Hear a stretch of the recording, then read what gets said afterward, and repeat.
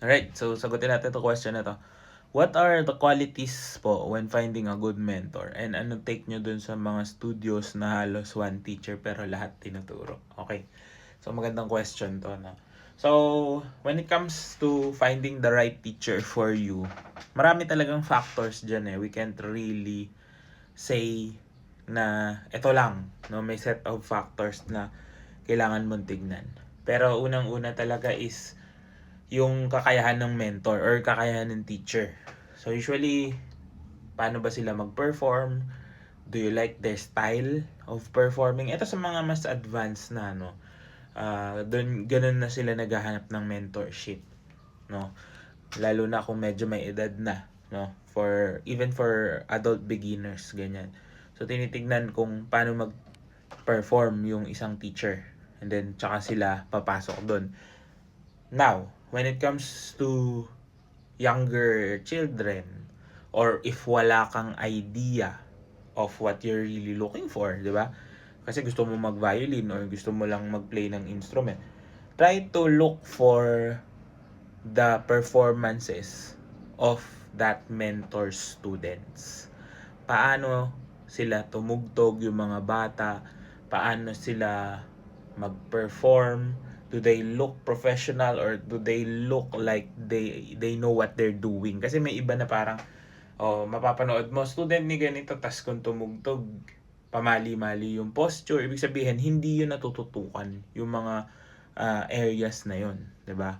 So I'm not saying na just because may isang student na hindi okay, ganun na lahat ng student ng isang mentor. But you try to look at the average of what they have, ano yung mga performances ng mga students na yun. I think that's a better parameter or thing or quality to look for.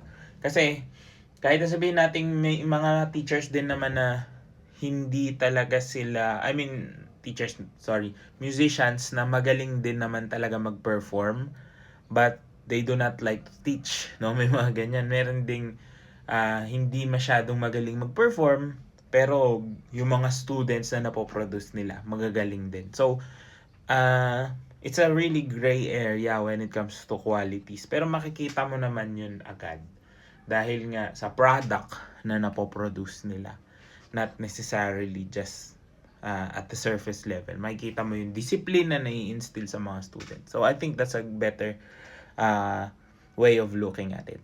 Okay, ngayon sagutin natin yung pangalawang question about mga teachers sa mga studios na lahat kayang ituro, no? Lahat marunong mag-violin, marunong mag-piano, marunong mag-guitar, mag-voice, ganyan. Actually, wala namang masama sa pagiging multi-instrumentalist. But the thing is, I believe na you have to know your limits as a teacher, 'di ba? So, hindi ko sinasabi na pag maraming alam, hindi na agad competent sa gano'n. But try to understand bakit alam nila 'yon, no? Saan din sila nag-aral no'n? Baka mamaya kasi may mga ganito kasi, no? Na kunwari, voice teacher siya. Tapos sinabihan lang siya ng admin na, okay, parang kailangan namin ng violin teacher, kaya mo ba? 'Di ba?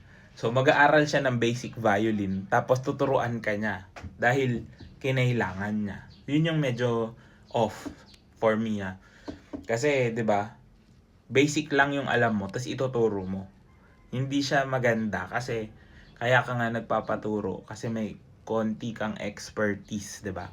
Kahit sa mga students na nagsisimula pa lang, 'di ba? Kasi may mga music studios na nag-hire sila ng mga students from conservatories, which is totally fine, walang masama doon. You have to start somewhere. Pero if you are a multi-instrumentalist na talagang okay ka sa lahat, okay 'yon. Pero if you are a pianist, let's say for example, you're a pianist tapos marunong ka ng basic violin. Tapos yung tuturuan mo medyo advanced na.